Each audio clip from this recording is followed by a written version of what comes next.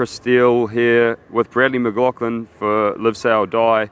We're here at the conclusion of day 2 of racing, and very different day out there today. Pretty patchy conditions. We sort of had a southwesterly that went a little bit west and sort of pumped in and out, and well, I wouldn't say pumped, it came in a little bit every now and again, and the boats spent plenty of time in the water, low riding, but we got to see some pretty interesting signs with them taking off as well. So Brad, first race, Luna Rossa Prada Pirelli against American Magic.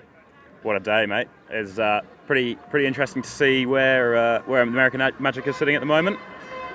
Coming from being the top team in the Christmas Cup to being the not-so-good team. Speaking of American Magic, the Americans, you hear them before you see them. Yeah, so I'm right on cue.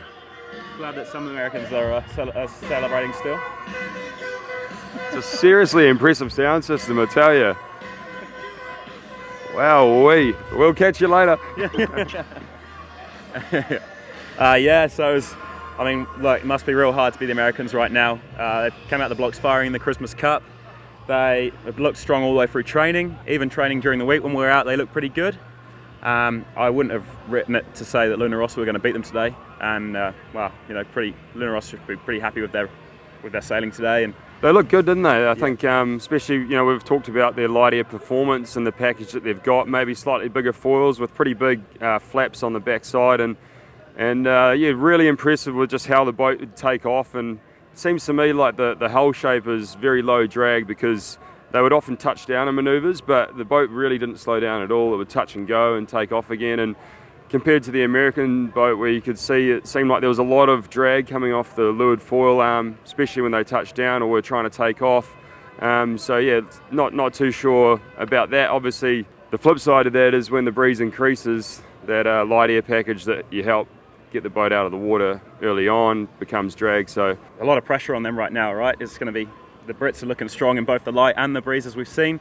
Oh man, American Magic have got a bit of work to do here, and I think there's going to be a lot of twiddling thumbs tonight and wondering what they're doing wrong and what they can change, because they've made so many changes clearly from whatever they did at Christmas, and it's, have they made too many changes?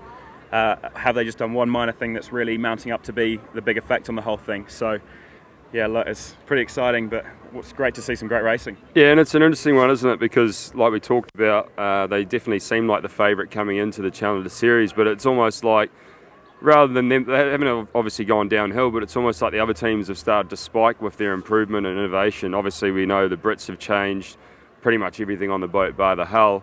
But the Italians, I thought, in the build-up the coverage that we sort of did, they were always pretty consistent. But I thought in the lighter is strong, but maybe the mid-range, it seemed like American Magic was really strong. And then, yesterday the Italians came out and looked really good in that breeze, and then again in the light. So the whole competition obviously is about innovating and developing as time goes on, and I think at the moment the results show that maybe the Americans, although they turned up as the fastest boat here in New Zealand, maybe don't have the same level of improvement as some of these other teams.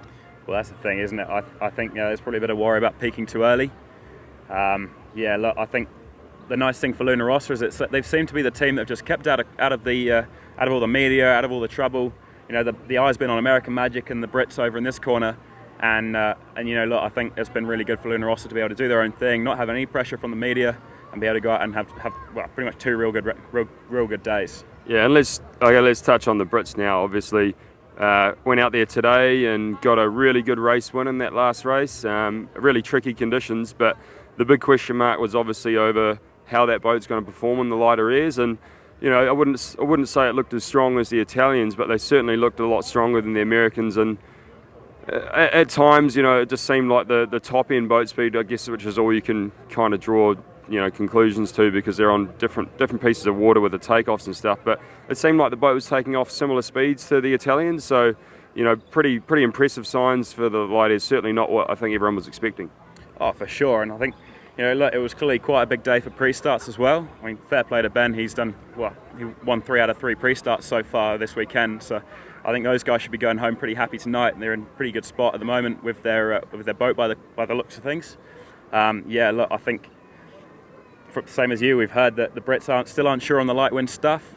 You talk to a few of the guys in their camp, and they go, I'm not sure. Maybe they've been playing it down just to keep everyone quiet. But I mean, today was It was great to see them go so well. Looked like they were having no trouble getting up on the foils. I didn't see whether or not they had a toe in on the pre-start at all, but I mean the Americans had to have a toe in, come off the foils a lot.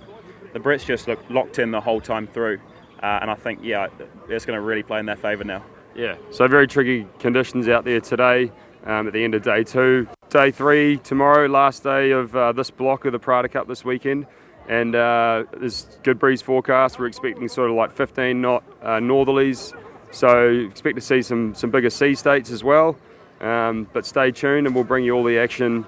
Same wrap up here tomorrow. Thanks for tuning in. Big thanks to all our sponsors as well. Go and give them some support. They support us and make this all possible. Cheers.